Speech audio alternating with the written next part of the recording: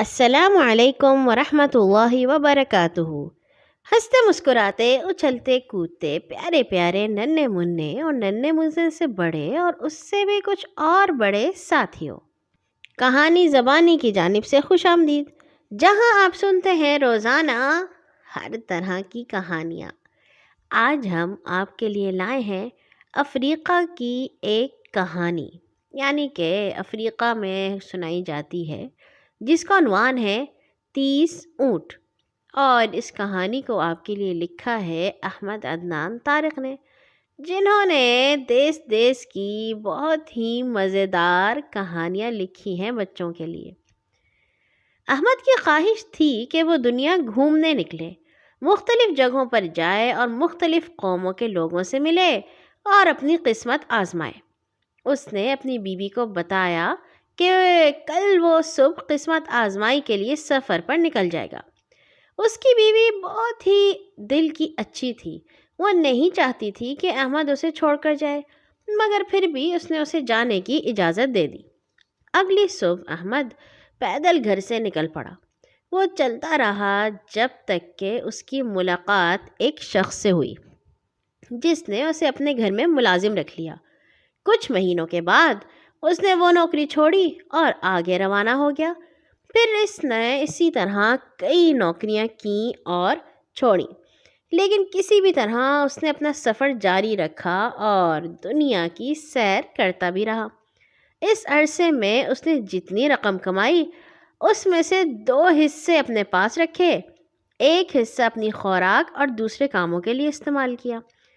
آخر اس کی کوشش رنگ لائی اور اس نے اپنی جمع کی ہوئی رقم سے 3 اونٹ خرید لیے۔ ایک دن احمد ان تینوں اونٹوں کے ساتھ سفر کر رہا تھا کہ اسے راستے میں ایک اور مسافر ملا۔ دونوں نے ایک دوسرے سے سلام دعا کی اور خیریت دریافت کی، پھر ایک دوسرے کی زندگی کے مشاہدات کے بارے میں پوچھتے رہے۔ تب مسافر نے احمد کو کہا کہ وہ اگر اسے کوئی تحفہ دے تو وہ احمد کو کوئی اچھی نصیحت کرے گا جس سے زندگی میں اسے فائدہ ہوگا۔ احمد نے مسافر کی یہ بات سن کر اسے اپنا ایک اونٹ ہی تحفے میں دے دیا۔ مسافر نے اونٹ تحفے میں لے کر احمد کا شکریہ ادا کیا اور بدلے میں اس نے نصیحت کی کہ کبھی بھی کسی ایسے دریا کو عبور نہیں کرنا جس کی گہرائی کا اندازہ نہ ہو، اور جب بھی دریا عبور کرو کسی اور کو پہل کرنے دو۔ احمد نے مسافر کا شکریہ ادا کیا اور آگے بڑھ گیا۔ وہ ابھی تھوڑی دور ہی گیا تھا کہ اس کی ملاقات راستے میں ایک اور مسافر سے ہوئی۔ آپس میں سلام دعا کے بعد دوسرے مسافر نے احمد کو پیشکش کی کہ اگر وہ اسے کوئی تحفہ دے تو وہ احمد کو کوئی کام کا مشورہ دے گا۔ احمد نے دوسرے مسافر کو بھی ایک اونٹ تحفے میں دے دیا، جس کے بدلے میں مسافر نے اسے مشورہ دیا کہ کبھی آرام کو محنت پر ترجیح نہ دے اور کسی ایسے درخت کے نیچے نہ بیٹھے جس کے تنے میں بڑا سوراخ ہو۔ احمد نے اس کا بھی شکریہ ادا کیا کہ اس نے اسے اتنی اچھی نصیحت کی۔ اس نصیحت کے بعد احمد نے دوبارہ اپنا سفر شروع کر دیا۔ اب کی بار راستے میں اس کی ملاقات ایک نوجوان لڑکے سے ہوئی۔ ایک دفعہ پھر دونوں کے آپس میں گفتگو ہوئی، حال احوال پوچھا گیا۔ کچھ دیر ساتھ گزارنے کے بعد اب نوجوان لڑکے کی باری تھی۔ اس نے بھی احمد سے پچھلے 2 مسافروں کی طرح کسی تحفے کی فرمائش کی اور بدلے میں نصیحت کرنے کی پیشکش کی۔ احمد نے اس کے کہنے پر تیسرا اونٹ بھی اس کے حوالے کر دیا، تو لڑکے نے اسے ایک عقل مندانہ مشورہ دیا کہ ہمیشہ صبر سے کام لو اور ناراضگی کا اظہار کبھی فوراً نہ کرو۔ احمد نے اس کا بھی شکریہ ادا کیا اور وعدہ کیا کہ اس نصیحت کو ہمیشہ یاد رکھے گا۔ اب احمد کے پاس کوئی اونٹ نہیں بچا تھا، لہٰذا وہ اکیلا ہی اپنے سفر پر دوبارہ روانہ ہو گیا۔ سفر کے دوران کچھ دنوں کے بعد اس کی ملاقات 2 اونٹنی سواروں سے ہوئی جو اپنے ساتھ 30 اور اونٹ ہانک رہے تھے۔ انہوں نے احمد سے درخواست کی کہ وہ اونٹوں کو ہانکنے میں ان کی مدد کرے، تو ان تینوں کے ذمے 10 اونٹوں کی ذمہ داری ہوگی، جس سے ان دونوں کی ذمہ داری بھی بڑھ جائے گی۔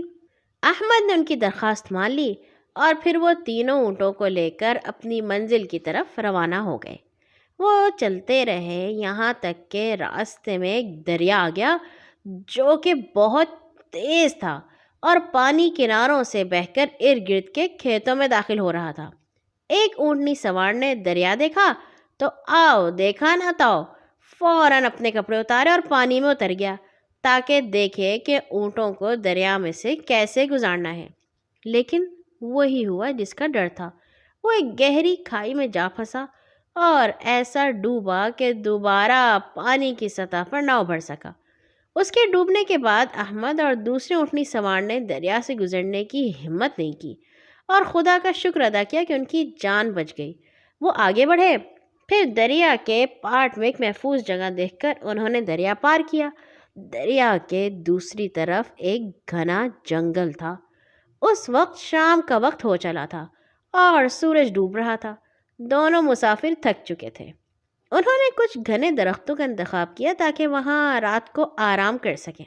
احمد اور دوسرے اونٹ سوار نے بستر بچھائے تو احمد کی نظر درخت پر پڑی جس کے تنے میں بڑا سا سوراخ تھا۔ احمد کو راستے میں ملنے والے دوسرے مسافر کی نصیحت یاد آ گئی۔ وہ آدھی رات کو وہاں سے اٹھ کر کسی دوسرے درخت کے نیچے چلا گیا۔ رات ابھی پوری نہیں گزری تھی کہ ایک بڑا سانپ درخت کے تنے والے سوراخ سے نکلا اور دوسرے اونٹنی سوار کو ڈس لیا۔ جب صبح ہوئی اور سورج طلوع ہوا، احمد نے دیکھا کہ رات کیا سانحہ ہوا ہے۔ وہ بہت ہی اداس ہو گیا۔ دونوں اونٹنی سواروں کے مرنے پر وہ بہت دکھی تھا۔ جیسے تیسے وہ اونٹوں کو لے کر نکلا اور لوگوں سے پوچھتا رہا کہ کوئی ان دونوں اونٹنی سواروں کے متعلق بتائے کہ ان کے خاندان کہاں رہتے ہیں۔ وہ اونٹ ان کے خاندان کو واپس کرنا چاہتا تھا کیونکہ وہ انہی کی امانت تھے، لیکن پوری کوشش کے باوجود کسی نے احمد کو ان دونوں اونٹنی سواروں کا پتہ نہیں بتایا۔ آخر اس کے صبر کا پیمانہ لبریز ہو گیا، لیکن لڑکے کی نصیحت کے مطابق اس نے اپنے جذبات پر قابو رکھا اور آخر کار اسے پتہ چلا کہ دنیا میں کوئی ایسا شخص نہیں ہے جو اسے اونٹنی سواروں کا پتہ بتائے۔ آخر کار احمد نے سارے 30 کے 30 اونٹ اکٹھے کیے اور انہیں لے کر اپنے ملک کی جانب لوٹا۔ پھر وہ اپنے گھر پہنچا اور اپنی بیوی سے ملا۔ وہ اسے دیکھ کر بہت خوش ہوئی اور کہنے لگی، اچھا ہوا دنیا دیکھنے کی تمہاری خواہش پوری ہو گئی اور تم خیر خیریت سے گھر بھی آ گئے۔ ہاں، احمد نے جواب دیا، اب ان 30 اونٹوں کی برکت سے خدا ہمارے دن بھی پھیرے گا۔ اور یہاں ہوئی ہماری آج کی کہانی ختم۔ کل آئیں گے انشاءاللہ ایک اور نئی کہانی کے ساتھ۔ ہر نماز کے بعد اپنے لیے اور تمام مسلمانوں کے لیے دعا کرنا مت بھولا کیجیے۔ اللہ حافظ۔